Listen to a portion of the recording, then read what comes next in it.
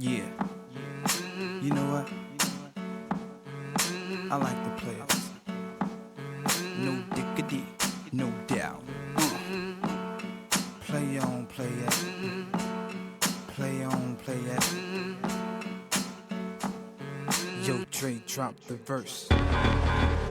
It's going down, fade to Black Street. The homies got at me, collab creations. Bump like agony, no doubt. I put it down, never slouch. As long as my credit can vouch, a dog couldn't catch me. Salve mulherada de atitude, eu sou a Dandara Gissoni e hoje estamos com mais um programa Atitude Feminina. Para você, mulher, e para os homens também. Afinal de contas, precisamos dos homens nessa luta contra a violência, contra nós mulheres, que infelizmente acontece todos os dias. Lamentavelmente, mais uma vez, o Brasil foi considerado o quinto país que mais mata mulheres no mundo. Todos os dias, 4 mulheres são assassinadas pelos seus companheiros. Então a gente está aqui nessa luta com esse programa educativo, pedagógico, divertido, uma abordagem lúdica para estar falando com vocês, mulheres, para poder auxiliar vocês, mulheres. E hoje a gente está aqui com uma convidada muito especial, que eu tenho um carinho gigantesco, uma admiração. Ela é advogada e especialista em pessoas com deficiência, com enfoque no autismo, e mãe da Aurora, que eu acho que é o melhor título que essa mulher pode ter, né? De mãe da Aurora. Estou aqui com a doutora Melissa Marçom. Doutora, obrigada pela companhia, obrigada pela sua agenda agitada, corrida. A senhora trabalha praticamente o Brasil inteiro aí, e mesmo assim conseguiu participar do nosso programa hoje. Obrigada a você pelo convite, Dandara. É sempre um prazer estar do seu lado. Tenho uma admiração por você, pelo seu trabalho, pelas vozes que você levanta. Você sabe que pode contar comigo. Com certeza. E antes da gente entrar no tema, eu queria falar para vocês de um novo programa do governo federal voltado para as mulheres, que se chama Elas Empreendem. Ou seja, porque juntas somos mais fortes, apoiando o crescimento das mulheres empreendedoras. Então, gente, é uma plataforma do governo voltada às mulheres que querem empreender. Né? Algo assim que vai gerar empregabilidade, renda não só para ela, mas para outras pessoas. E a estratégia desse programa é o quê? São mais de 10 milhões de mulheres brasileiras que estão buscando soluções para impulsionar e aprofundar o debate dessa pauta, né, do empreendedorismo, essa coalizão intersetorial. São 23 organizações, entre órgãos e entidades da administração pública federal e bancos que unidos promovem o empreendedorismo feminino como instrumento de inclusão social, econômica e desenvolvimento do nosso país, porque são as mulheres que carregam esse país, né? Nós somos a maioria da população, nós somos a maioria de eleitoras, a minoria de eleitas ainda, porém as mulheres aí que estão arrebentando na luta aí para poder adentrar no mercado de trabalho, no empreendedorismo. Então tem objetivos muito legais esse programa, que é fomentar um ambiente de negócios favorável ao desenvolvimento e empreendimento de empresas que são lideradas por mulheres. Então você tem uma microempresa e tem uma mulher à frente dessa empresa, ou você, mulher, que tem a sua microempresa, conhece esse programa Elas Empreendem. Até as advogadas, não? Com certeza, as advogadas também, que agora empreendedoras, a senhora é uma advogada sociedade empreendedora, limitada, né? ué. Muito bem. Então, visa facilitar o acesso das mulheres às políticas e serviços do empreendedorismo. Ou seja, o trabalho começa pelo Comitê Feminino de Empreendedorismo do Ministério do Empreendedorismo, que tem a finalidade de propor, monitorar, avaliar e articular essa implementação e estratégia de Elas Empreendem. Então, vocês que tiverem interesse, pode chamar a gente nas páginas. Vou tentar, será que a gente consegue? Tem aqui o QR Code que explica o programa certinho, bem como também a gente vai estar espalhando esse cartaz aqui pela cidade. A gente está espalhando aí para a mulherada, para as pessoas saberem, né, que elas podem ter acesso a esse programa, que vai ter investimento, que vai ter curso, que vai ter diversas coisas para elas poderem trabalhar aí no seu dia a dia. Viu, mulherada de Caçapava? Elas Empreendem. Conheçam esse programa incrível do governo federal, que com certeza vai te auxiliar, ajudar e valorizar o seu negócio.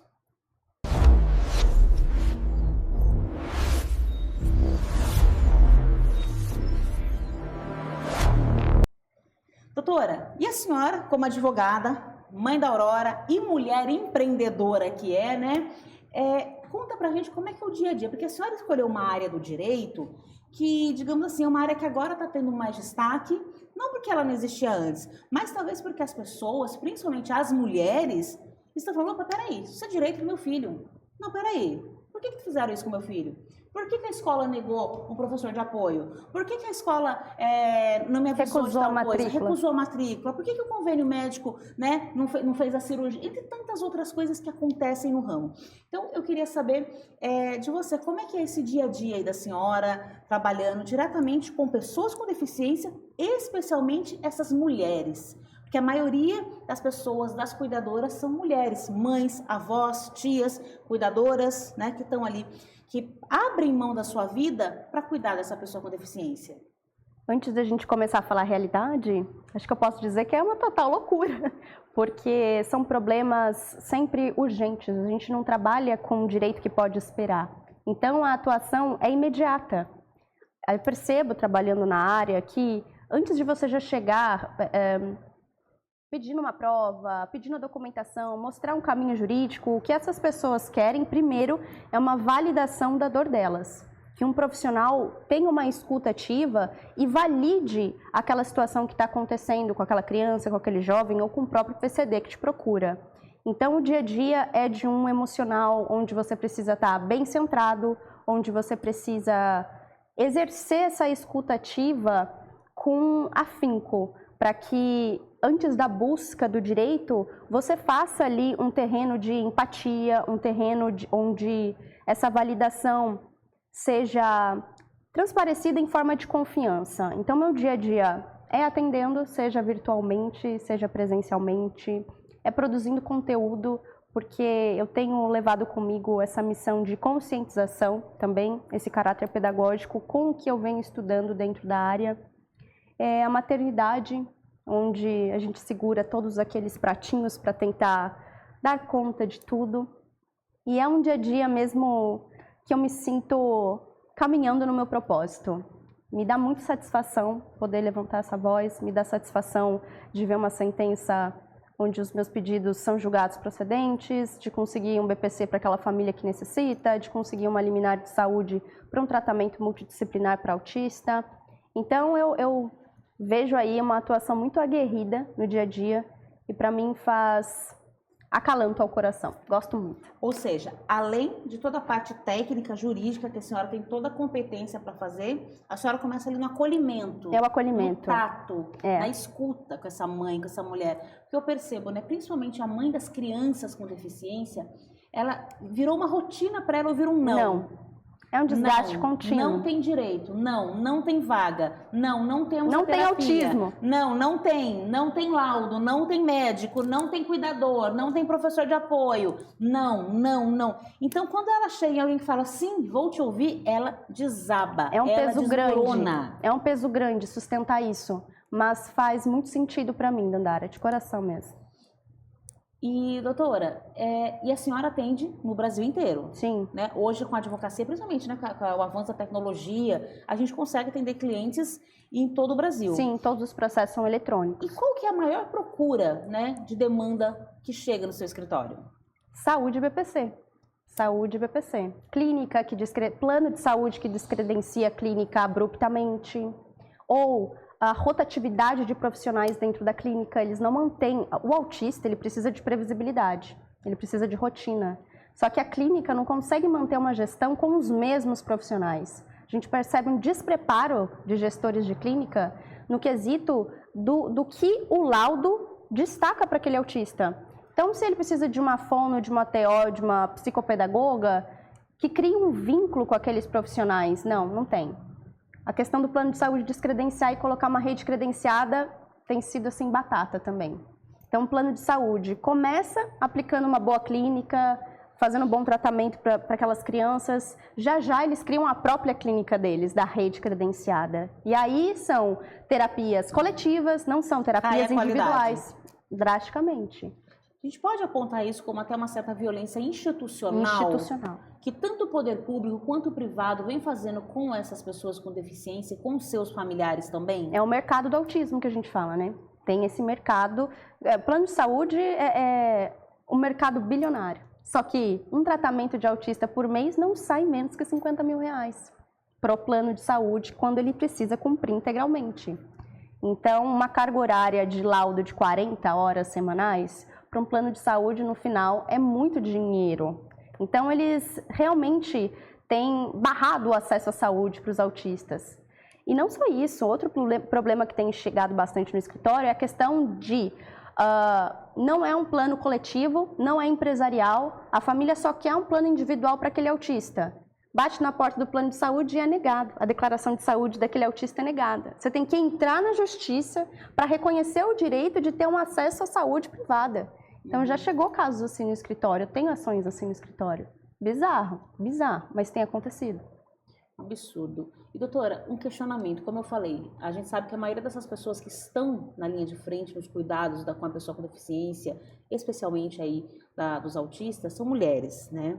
Como é que a gente faz, como é que fica o cuidar de quem cuida? Porque essa mulher, ela abdica de tudo, ela para a sua vida, ela para de trabalhar. Muitas vezes o companheiro, o marido, o pai não assume ou vai embora, ou acha que só pagar uma pensão resolve o problema. Muitas vezes são mães solos ali, com o seu filho com deficiência, às vezes está com 1 ou 2 outros filhos, e ela não cuida dela, porque ela para a vida dela para correr atrás de advogado, para correr atrás de terapia, para brigar lá na escola para um professor de apoio, para brigar lá no SUS. São muitas portas fechadas, o emocional fica extremamente abalado. E eu fico me perguntando, se acontece alguma coisa com essa mãe, com essa avó, o que vai ser dessa criança? Porque muitas vezes essa mulher deixa de se cuidar, ela deixa de fazer um preventivo, um Papa Nicolau, ela deixa de fazer uma mamografia, ela deixa de cuidar dela porque ela está focada exclusivamente naquele filho que é totalmente dependente dela. Né? E eu sinto falta disso, de um olhar para as mulheres, para as cuidadoras, para quem cuida. Porque se a gente não cuidar de quem cuida, ela também em algum momento vai deixar de cuidar. Né? Tanto que a gente tem visto, inclusive, como tem aumentado de casos de mulheres, né, que se suicidam. Né? E tem um filho com deficiência, que sofrem lá caladas. Ai, que mulher guerreira. Ela não é guerreira, ela está sofrendo, ela não tem uma rede de apoio, o governo fecha as portas, até com dinheiro às vezes não consegue, né? Uma terapia, enfim.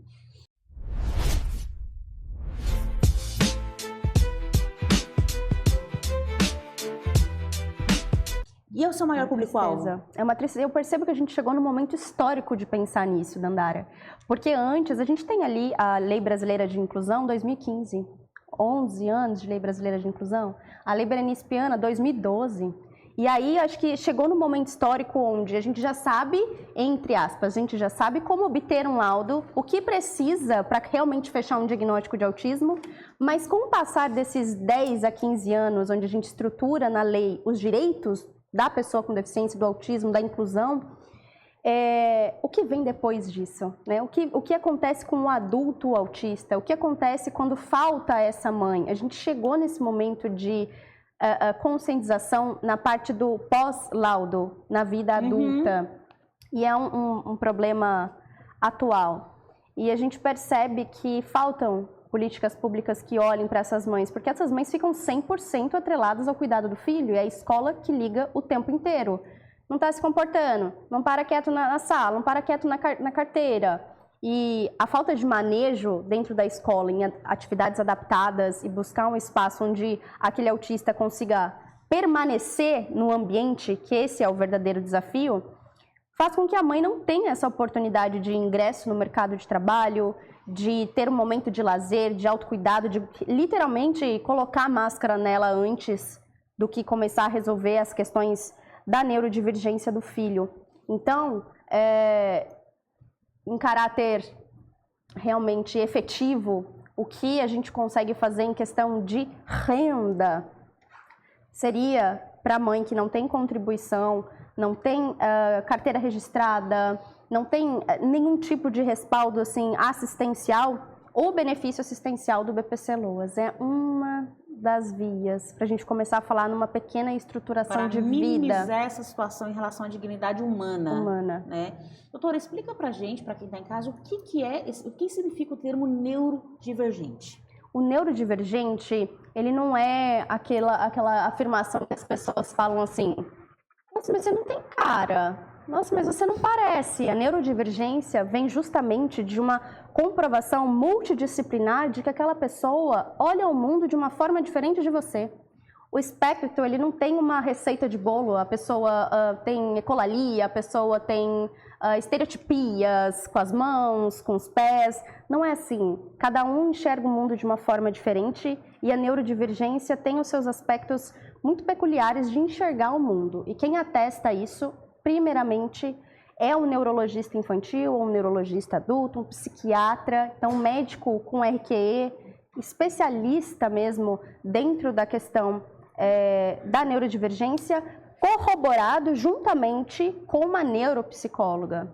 Então, não é somente um médico atestando, precisa também de uma avaliação neuropsicóloga, multidisciplinar, para você chegar realmente num laudo onde você avalia a questão social, quais são as barreiras sociais que aquela pessoa passa, quais formas aquela pessoa se sente mais confortável em realmente estar em sociedade. E eu vejo que o laudo, para muitas pessoas, é justamente uma forma, até falando de autistas adultos, neurodivergentes adultos, uma forma única de autoconhecimento, não de limitação. Então eu vejo a neurodivergência justamente assim, como uma forma especial de enxergar o mundo, mas que não te limita a nada. Só te faz interagir com as pessoas de uma forma mais, não tão assim, até material eu falo, parece, de coração, uma comunicação mais telepática, uma comunicação mais de sentido. Você percebe que autistas se sentem bem em determinadas situações onde ele está sendo visto, está sendo respeitado, o espaço dele está sendo respeitado, tanto a questão sensorial, quanto a questão de ouvir, de ver poluição visual, poluição sonora, quanto também o respeito da forma que ele enxerga o mundo. Então, para mim, a neurodivergência não passa de uma forma de autoconhecer-se e poder inserir em sociedade sem se violar tanto, sabe? Sem deixar passar tanto os seus próprios limites em função dos outros. Gente, que aula, né? É uma aula isso, né, doutora? Eu não tinha noção dessa parte pedagógica aí, né, da nomenclatura, né? A gente trabalha muito com política pública, aliás, com a falta de políticas públicas, né, para as pessoas neurodivergentes. E às vezes, doutora, eu vejo alguns comentários muito infelizes, né, carregados de pré-conceitos de pessoas que dizem assim: ah, mas isso é mimimi, antigamente não existia. O que está acontecendo que agora todo mundo quer lá? Os absurdos que a gente escuta no dia a dia, né? Que descarregam principalmente em cima dessa mãe ali, o preconceito, a discriminação que acontece todos os dias na sociedade, mas a gente está falando muitas vezes de crianças, né? Não é que não existia, pelo contrário, sempre existiram. A diferença é que antigamente colocavam lá no trem de Barbacena e ia lá para o manicômio e você não sabia, porque eles isolavam essas pessoas da sociedade, eles isolavam essas pessoas do mundo, né? A gente tem aí o Holocausto brasileiro que não deixa mentir. O que faziam com as pessoas com deficiência no Brasil há pouco tempo atrás, se você for olhar, não faz tanto tempo assim, e Barbacena está aí para contar a história, né? Perfeito. E a gente vê livros, né, hoje, né, com a Netflix, com a Globoplay, a gente tem acesso a filmes e séries que mostram um contexto, você fala, meu Deus, foi no Brasil faz pouco tempo, né? Pessoas com deficiência eram isoladas do mundo, praticamente num campo de concentração, e eram largadas lá muitas vezes por suas famílias para morrer. Ou seja, sempre existiu, não é mimimi, não é doença da moda, é algo que existe, tem que ser acompanhado, acolhido, tratado, principalmente a pessoa com deficiência e seus familiares. Perfeito. Né? Tanto que a gente tem a luta antimanicomial aí, que não pode deixar a gente mentir, né? Porque senão era muito cômodo para o governo brasileiro, joga lá dentro. Segrega, joga lá dentro. Deficiente, joga lá e vai empurrando. Poxa, eu assistindo esses filmes, eu falo, meu Deus do céu. E as mães, né, muitas vezes, a gente está falando de pouco tempo atrás, mas de um histórico de mulheres submissas, que dependiam financeiramente de um marido, de uma sociedade hipócrita não ali. Não conseguia se divorciar, né? Presa a essa situação. E muitas vezes essa mãe entregava seu filho naquele trem de Barbacena, entregava seus filhos assim, sem escolha. Essa mãe morrendo por dentro, só que ela não tinha saída, porque ela achava que era para ele se tratar, ela achava que ele ia ficar bem, mas o governo brasileiro sabia que não. Né? A gente está falando de pouco tempo atrás, né? E histórias muito tristes que aconteceram, né? Os manicômios judiciais, especificamente em Minas Gerais, Eu não sei se a senhora já foi. Sim, nunca fui. Vá conhecer, eu acho que tem tudo a ver com a sua profissão, sentir de perto ali, né, e ver o quanto a sua luta é importante. Não só por questões financeiras, afinal de contas, no mundo capitalista, a senhora tem que ganhar seus honorários, a senhora paga contas. Mas o quanto pessoas como a senhora, doutora Melissa, se estivessem lá atrás, iam fazer total diferença. Né? E como a legislação mudou, apesar de frágil, apesar de jovem, e a gente pode, sabe, garantir dignidade, direitos para essas pessoas que, se fosse há pouco tempo atrás, estariam no depósito de Barbacena, né? Um manicômio judicial. Perfeito.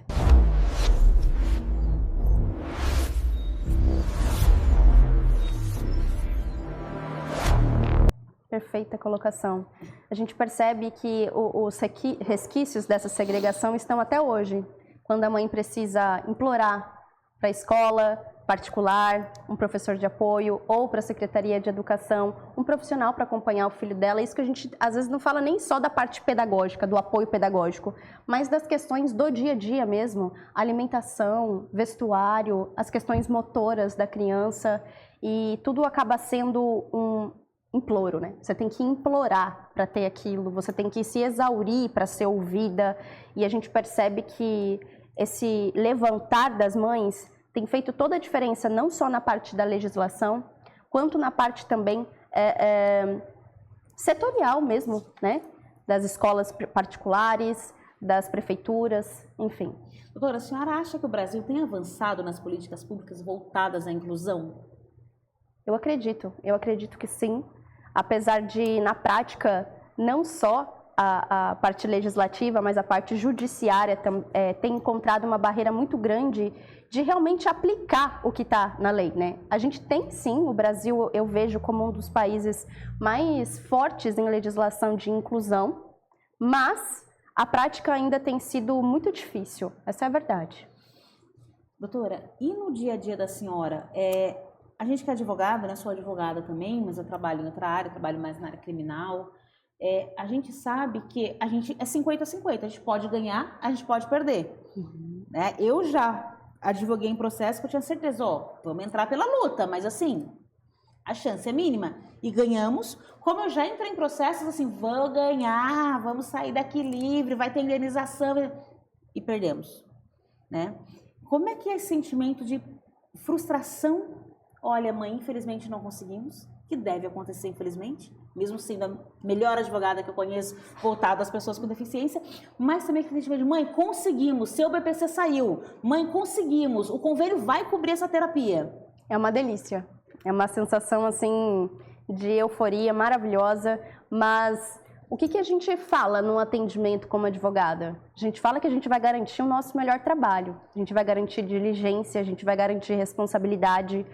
E nessa questão da inclusão social, como a gente tem as leis bem fechadas, tanto em relação ao BPC, quanto em relação à parte de educação e saúde, a gente consegue já prever um pouco de como pode fazer esse deslinde processual. Eu vou dar um exemplo. Na semana retrasada, eu entrei com 2 liminares, uma em Diadema e uma em Franca. O objeto da ação era o mesmo. Eu gostaria, junto ali com a família, de pedir ao judiciário a permanência do beneficiário do plano de saúde, mesmo a família, a mãe pedindo demissão. Então, era permanecer no plano de saúde por fazer um tratamento contínuo, é autista. A mãe pagando a parte. A mãe pagando integralmente a parte dela, mas permanecer no plano de saúde. E aí, a gente tem, sim, uma súmula no STJ que reafirma, porque a Agência Nacional de Saúde Suplementar também fez essa alegação, reafirma a questão de, se tem tratamento contínuo, pode sim permanecer desde que não seja demitido por justa causa. E a mãe tinha pedido demissão. Só que existe também jurisprudências onde demonstra que não se garante liminar em casos assim, porque precisa ouvir o contraditório. Sim. Então, eu entrei junto, foi na mesma semana as 2 ações. A mãe de Franca não deu nem 3 semanas, já tinha saído a liminar, uma liminar perfeita, aplicando multa, com prazo para ser cumprida, liminar linda. Juiz, assim, fez fechadinho para o plano de saúde cumprir. Caso ali a liminar já encerrou, o processo está terminando de tocar, vamos para essa fase de prova, depois sentença, mas a criança continua assistida na mesma clínica, com o mesmo plano de saúde. A de Franca, o juiz deixou de estipular fixação de multa diária, deixou de estipular prazo para cumprimento, a criança está desassistida. O mesmo objeto. Mesmo objeto de ação. Então, a gente consegue prever o resultado com a legislação, mas a questão dos entendimentos que os juízes formam em relação à inclusão ainda é mato, é mato. A gente tem atualmente no Rio Grande do Sul, né, o primeiro desembargador autista, e isso vai fazer história no Brasil também, com decisões cada vez mais voltadas para a inclusão, sem um olhar capacitista, mas a gente percebe também juízes achando que o advogado também está pedindo demais, sabe? O advogado também está achando pelo em ovo, porque são discussões recentes, não são discussões que aparecem ali todos os dias e nem que eles já lidam há muito tempo. Então, se você chega num juiz falando, olha, eu pedi demissão, mas eu quero que meu filho continue no plano de saúde e ainda quero ser indenizada por isso, né? Porque cabe um pedido, né? Não que vá sair a indenização, mas cabe também um pedido de indenização. Se você fez essa carta de permanência para o seu filho permanecer no plano de saúde e foi ali, o plano de saúde bateu a porta em você, você vê seu filho deficiente desassistido e o tratamento dele é contínuo. Então, é sim um caso que aterroriza assim, o nosso coração, a nossa mente de caramba, eu estou responsável por um menor continuar no tratamento. Chega a doer o ombro, sabe? Chega a pesar, porque quando você é mãe também, você se coloca naquele lugar.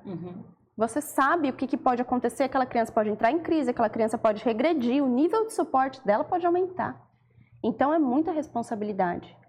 Enfim, daí eu acabei entrando com agravo interno agora, porque em segundo grau, o caso lá de Franca, né?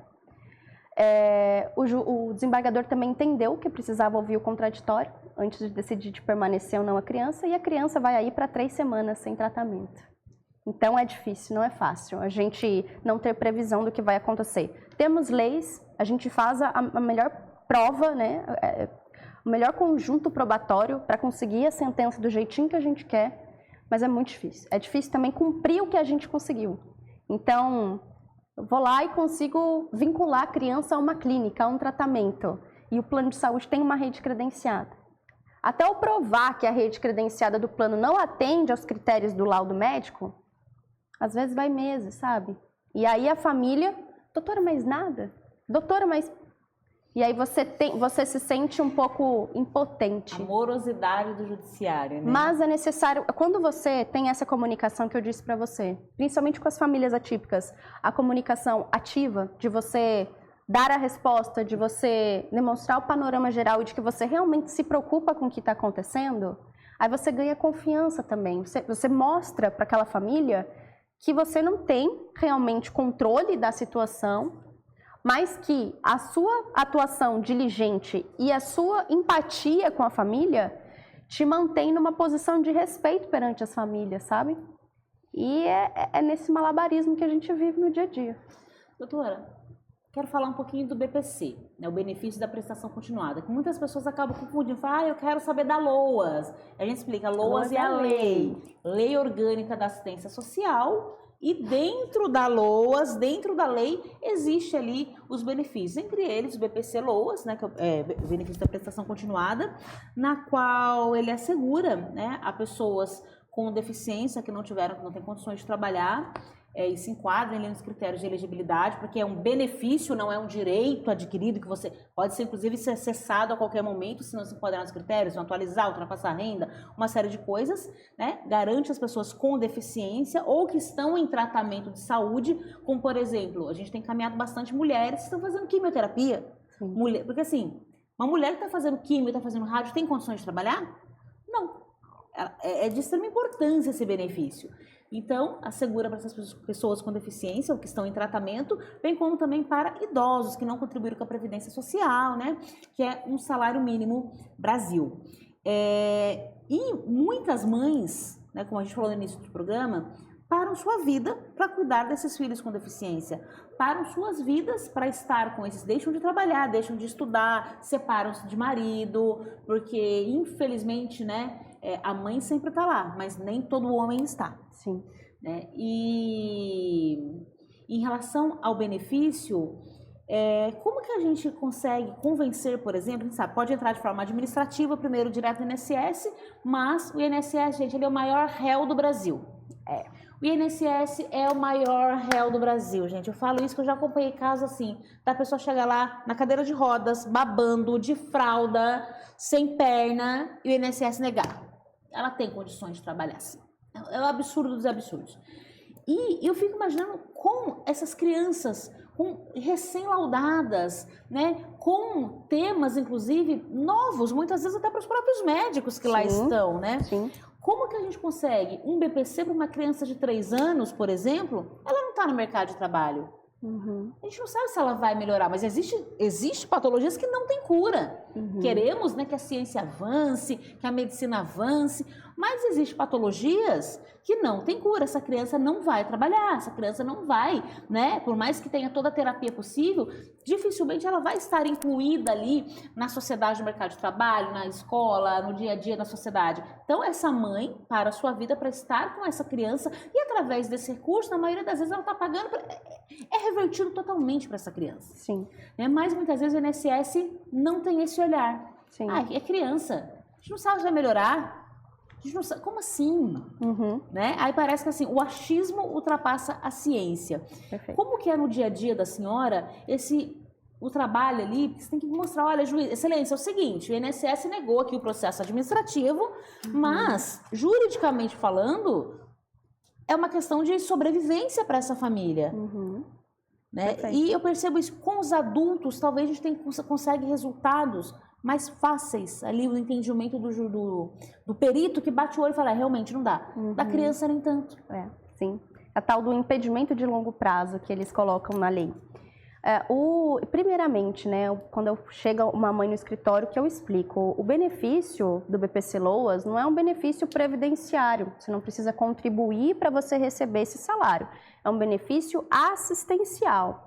E aí ele tem caráter subjetivo e caráter objetivo. Subjetivo é a questão ou deficiente com algum impedimento de longo prazo comprovado por meio de laudo, ou idoso, e a questão também subjetiva, e a questão objetiva, que é a renda. Né? Hoje, com o salário mínimo de 1.621, para conseguir o BPC Loas, de acordo com a lei, é 1/4 do salário mínimo por pessoa a renda per capita, o que dá em torno de 400 e poucos reais. 426, talvez? Eu acho que é 421. De todo modo, quando você chega no INSS e vai fazer o seu protocolo, você coloca lá, porque qualquer pessoa pode fazer o protocolo para receber o BPC Loas na via do INSS. Não precisa ser advogado. Não precisa ser advogado, você não precisa estar assistindo. Pode fazer. Exatamente. Mas quando você vai declarar ali os seus gastos, primeiro que ele te limita. Ele vai te limitar só em questão da alimentação seletiva, fralda e medicação. Mas não é só isso. Tem um histórico também de empréstimos para conseguir um advogado, para conseguir um professor de apoio, para conseguir realmente um acesso à saúde. Pensa bem, eu acabei de dar um caso concreto do escritório onde a gente entrou no judiciário para a criança conseguir uma carteirinha de plano de saúde. O plano de saúde está se negando a acolher crianças com autismo, deficiência, né? Mas o BPC Loas é uma área um pouco até ingrata de se trabalhar na parte administrativa. A gente percebe essa métrica de indeferimento do INSS por mês. Não é fluido, não é fácil você conseguir no INSS. E aí, quando você entra na justiça, é por 2 motivos. Ou a questão do impedimento de longo prazo, porque tem uma criança ali, como a Dandara muito bem disse, que você não consegue, num parâmetro de uma perícia de 10 minutos... 10 minutos? Tudo isso? Acho que tá bem menos. Para menos? Para menos. Quantificar quantos anos aquela criança vai estar... O autismo não tem cura. Não tem. O autismo, se fosse para a gente colocar no critério do BPC, a deficiência nunca deveria ser critério, porque o autismo não tem cura. Mas um dos motivos que mais indeferem é a questão de não estar comprovado o impedimento de longo prazo. Então, aonde a gente realmente tem que focar para a obtenção do BPC é tanto na avaliação neuropsicológica, onde demonstra realmente as barreiras sociais que aquela criança enfrenta no dia a dia, que seja a questão de não conseguir estar em sociedade. Então, imagina esse jovem que cresce sem estrutura, essa criança que vira jovem e cresce sem estrutura mínima, não tem nem um dinheiro para fazer uma fono para conseguir desenvolver a fala, às vezes. O quanto impedido realmente ele ficou por não ter um mínimo de assistência. Então, é uma questão realmente do laudo médico, está muito bem embasado nas regressões que aquele autista ou aquela pessoa com deficiência vai sofrer se ela não for devidamente tratada, porque nessa questão de regressão, essa questão de comorbidades do dia a dia, a gente consegue bater muito de frente no argumento que o INSS coloca em relação a indeferir o BPC pela questão do impedimento de longo prazo. Então, é sempre assim. Ou é a questão da renda mesmo, que eles não consideraram, às vezes o pai, somente o pai ou somente a mãe ali trabalha registrado, já não consegue. Você pode até estar dentro do parâmetro no seu cadastro único, mas não consegue porque tem registro em carteira. É como se fosse assim, olha, não vamos nem fazer a perícia social, não vamos nem fazer porque não vai passar. Então, e tem esses casos, você muito bem sabe, tem casos que a família protocola e sequer é oportunizada a perícia, eles já indeferem de pronto. Então, é um mar, assim, turbulento, mas que exige, sim, um conhecimento técnico e exige essa questão de bons laudos, a estruturação de bons laudos, mas é um problema bem difícil também, a obtenção desses laudos, né? A família, principalmente a família carente de BPC, conseguir ter acesso a esse bom laudo. Então, a gente também faz esse trabalho social, vejo clínicas, aqui em Caçapava já vi clínicas fazendo isso, oportunizando laudos, eu acho isso fenomenal, porque tem que devolver para a sociedade também o trabalho que a gente faz.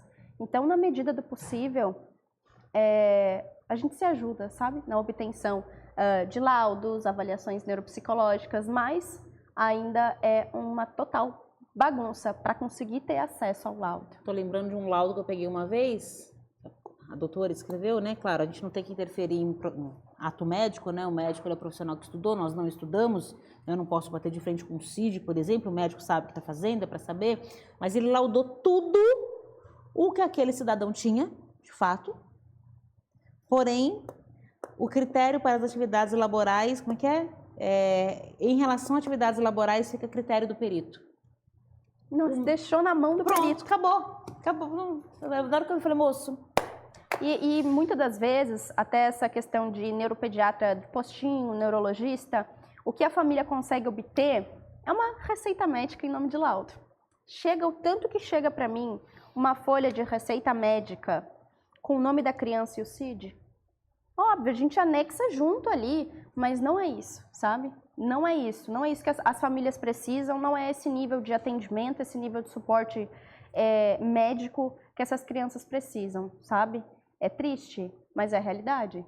Parece uma receita médica. E, doutora, o que é urgente para melhorar as políticas públicas em relação a isso?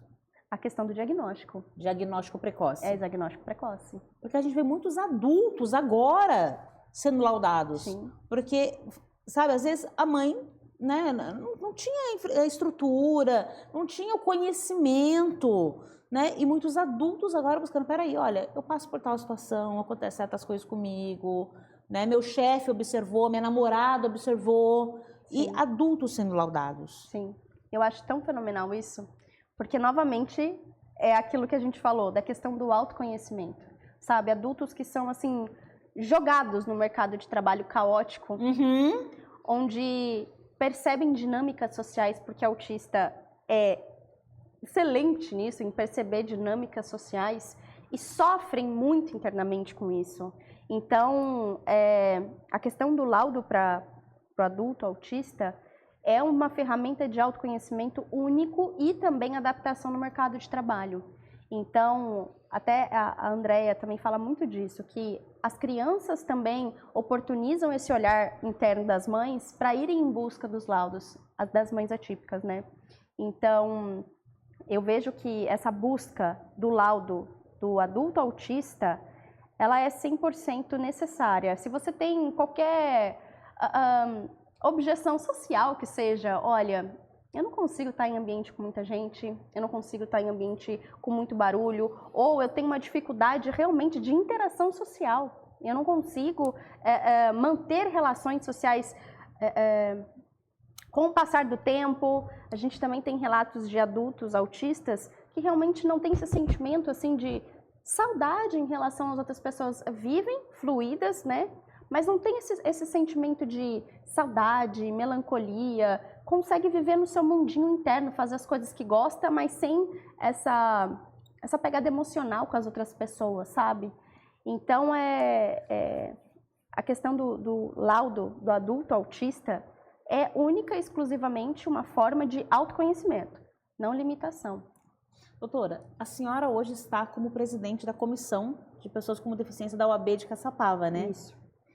Quem tiver alguma dúvida, quiser te procurar, como que ele acha? Como que ele encontra para a gente estar falando disso? Né? Às vezes essa mãe, nossa, estou assistindo, que interessante. Eu tenho um filho com deficiência ou não conheço ninguém com deficiência, mas eu me interessei pelo assunto. Uhum. A gente fez um Instagram da comissão. Ah, muito bom. Tem a comissão pcd.oab Caçapava. Olha, vou seguir já. Olha, eu fiz ano passado, finalzinho do ano. Quando a gente fez o evento na APAI, a gente, com a Eliane, a gente fez uma roda de conversa com as mães, depois a gente fez yoga lá no jardim da APAI, foi uma maravilha. E aí eu criei nesse evento, mas eu ainda não movimentei, vou começar a movimentar. Mas tem a comissão pcd.oab Caçapava, tem o meu Instagram, melissamarson.adv, e tem o meu contato também, se quiser depois deixar na tela, 12992420784. Repete pra gente? 12992420784. Então quem tiver dúvidas para conversar com a doutora Melissa Marson, fiquem à vontade. Sigam a página dela também, porque ela faz vídeos muito bons também em relação ao tema. E doutora, mudando um pouco de assunto, queria falar um pouquinho como é que é a doutora Melissa, mãe da Aurora. Porque esses dias, é uma mulher linda, jovem, né? Empreendedora. E esses dias uma coisa que você falou para mim, me marcou bastante. Eu falei, nossa, eu refleti. Dandara, eu trabalho o dia inteiro, não dá tempo, eu fico fora, ela estuda, aquela correria toda. Só minha filha à noite, ela tá dormindo. Mas eu faço questão de todos os dias tomar café com a minha filha. Não importa o que aconteça, tomar café com ela eu vou tomar. Eu acordo no ritmo da Aurora. É a única coisa assim do meu dia que é indispensável a me alinhar no ritmo dela, não no ritmo do mundo. Porque todos os dias, Dandara também, a mãe que está assistindo sabe, a gente acorda, o WhatsApp já vem com todas as urgências. A vida, o mundo real engole, uma selva, engole a gente. Mas o tempo, ele escorre, né? Escorre pela mão. E aí você vai vendo o cabelinho crescer, a fisionomia de criança, de bebezinho sair, e você vai falando, caramba, eu tô me dedicando tanto aos outros, a uma causa, a uma profissão, e a minha filha vai ficar de lado nisso? Então, é um momento meu e da Aurora, é acordar, tomar um café com ela, eu não vou pegar meu celular. Então, se eu respondo antes ali das 9 da manhã, é porque realmente é uma urgência extrema, mas não, eu vou acordar com calma com a Aurora, eu vou dar uma mamar para ela, a gente vai comer uma frutinha, alguma coisa junta, e aí bora pra batalha. Aí deixar ela com a babá e eu vou trabalhar. Mães, vamos, né, fazer da melhor qualidade possível no pouco tempo que a gente fica com os nossos filhos, né? Nem sempre é a quantidade, é a qualidade desse tempo, né? Eu trabalho o dia inteiro, saio de casa às 7 horas da manhã e chego à noite em casa às vezes. Né? Durante a semana eu praticamente não vejo meus filhos, ficam só na minha sogra. Mas no final de semana eu vou ficar com eles, a gente vai passear, a gente vai fazer bagunça, a gente vai dormir até tarde. E a gente, né, principalmente nós mulheres, fala tudo empoderamento feminino, deixa que eu vou, deixa que eu faço. E é muito bom a gente poder estar assim hoje. Eu vou trabalhar, eu vou... Mas a gente, com essa autonomia, com essa liberdade, com esses compromissos que nós assumimos hoje, né, através de muita luta, através de lágrimas, através de sangue de outras mulheres que lá atrás não podiam fazer isso, era só para ficar em casa, sendo bela, recatada do lar, cuidando de filho, cuidando de marido, e hoje nós estamos no mercado de trabalho, vamos para a luta, chegamos tarde, saímos cedo, mas o tempo não volta. Não. E eu percebo que cada vez os natais estão chegando mais cedo. Verdade. A gente piscou, já é Natal de novo. Piscamos, nossa, já mais um ano, um aniversário do meu filho. né? Então, a gente tem que melhorar essa qualidade de tempo que a gente dá para as nossas crianças, né? Principalmente quem levanta uma voz, uma bandeira ou uma causa, você tem que estar centrada numa essência mesmo. Você tem que ter aquele amor que independe de aprovação, de validação, do seu resultado, do quanto você produz, do quanto que você é útil. E isso, querendo ou não, é só os nossos filhos que proporcionam pra gente. Com certeza. Com certeza. Doutora, eu quero agradecer muito a senhora ter vindo aqui. Muito obrigada mesmo. Existe algo que a senhora, né, de repente a gente não perguntou e a senhora acha importante estar falando aqui, esclarecendo para a população? Fique à vontade, por favor. Se eu puder deixar um adendo, é que qualquer mínimo sinal, qualquer mínimo comentário, estar aberto também às opiniões das educadoras do seu filho. Se você recebeu uma orientação de que talvez possa existir um diagnóstico, vá em frente, lute por esse diagnóstico, custe o que custar. Eu sei que não é fácil obtê-lo, mas obtendo ele, a qualidade de vida do seu filho, uma primeira resposta, você vai conseguir para começar uma luta, quiçá, dos direitos do seu filho. É isso. Muito bom. Gente, antes de finalizar o programa, a gente sempre gosta, né? Gosta não, né? Eu detesto fazer isso, eu odeio fazer isso, mas é importante, a gente adotou essa prática no programa, a gente está falando de uma mulher, a gente está falando de alguém, a gente está falando de uma história, uma mãe, uma filha, alguém que tinha planos, sonhos. Hoje eu queria falar da Cássia Caroline de Souza Elias, de 27 anos, que foi encontrada enterrada dentro de um barraco de madeira em Caraguatatuba, aqui tão pertinho da gente. E o senhor André Luiz Apolinário, de 48 anos, né? O homem suspeito de matar e enterrar, já tinha sido preso por tráfico de drogas, estava solto há menos de um ano, hoje é o principal suspeito do feminicídio e ocultação de cadáver em Caraguatatuba. Ou seja, a Cássia é mais uma mulher, mais uma mãe, que poderia ter um futuro gigantesco pela frente, né? Teve a sua vida ceifada por um homem. Tem minha idade, a Cássia. 27 anos. Poderia estar sentada aqui falando de Exatamente. ideias, causas, processos, sonhos. Sim, ou seja, mais uma mulher no 5º país que mais mata mulheres todos os dias. Em Caraguatatuba, na última semana, nós perdemos a Cássia. Infelizmente, ela não pôde nem ter velório, né? Ela teve que ser enterrada, né? Porque o corpo não tinha condições, já estava em estado de decomposição. Justiça. Então, infelizmente, mais uma mulher que se vai. Né? E para finalizar, doutora, eu queria deixar para a senhora essa lembrancinha, que primeiramente, é uma campanha que a gente está fazendo, né, que tem essa fitinha aqui. Não passe pano para a violência, proteja, denuncie. A gente tem falado muito para as pessoas, gente, ligarem no 180. Muitas vezes a pessoa não quer se envolver com polícia, tem medo, não quer se expor, não quer se expor, né? Isso é uma situação de violência rotineira, porque quando é urgência e emergência, é o 90, gente. Você está ouvindo, está acontecendo agora. Mete a colher e mete a polícia no meio. Agora, se você sabe que essa mulher está sofrendo uma violência rotineira, silenciosa, né, patrimonial, psicológica, né, que são os primeiros passos antes de chegar numa agressão física, que nenhum homem chega batendo, né? Então, disca 180, faz a denúncia no 180, o 180 vai encaminhar essa denúncia para os serviços públicos, para o CRAS, para o CREAS, para o Conselho Tutelar, para a própria delegacia, muitas vezes, fazer ali uma abordagem diferente em relação a essa denúncia. Seu nome vai ficar em sigilo, mas não se cale, denuncie. Está na dúvida? Disca 180. Você pode estar salvando a vida de muitos. O seu silêncio não está protegendo a vítima, está protegendo o agressor. Então, a gente está dando essa fitinha na cidade, né? Esse adesivo, não passe pano para a violência. E também, doutora, esse caderno chama Arte e Alma Feminina, que é uma exposição que está no Senado Federal, porém, nem todo mundo consegue ir até Brasília, nem todo mundo consegue estar dentro do Senado Federal. E aqui tem obra de arte de mulheres do Brasil inteiro, de mulheres artistas, né? Então, é um acervo que tem no Senado, né? E tem aqui a história de cada um, está exposto lá, mas o Senado fez essa revista para que o Brasil inteiro possa ter acesso a essas artes tão bonitas que estão expostas lá todas feitas por mulheres, desde pintura, escultura, livros, poesias. É muito legal. Então, com muito carinho para a senhora, gente. Quem tiver interesse pode baixar.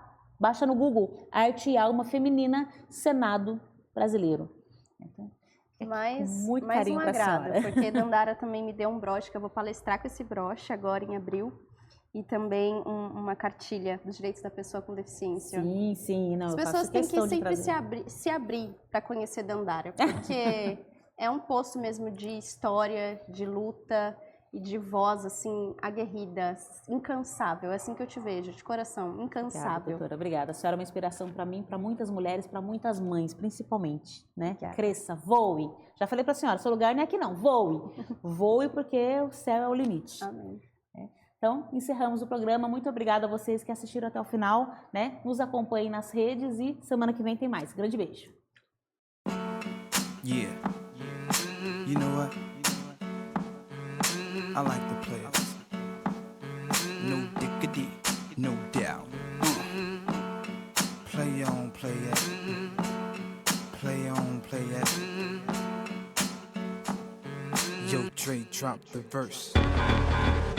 It's going down, fade to Black Street. The homies got at me, collab creations. Bump like agony, no doubt. I put it down, never slouch. As long as my credit can vouch, a dog couldn't catch me.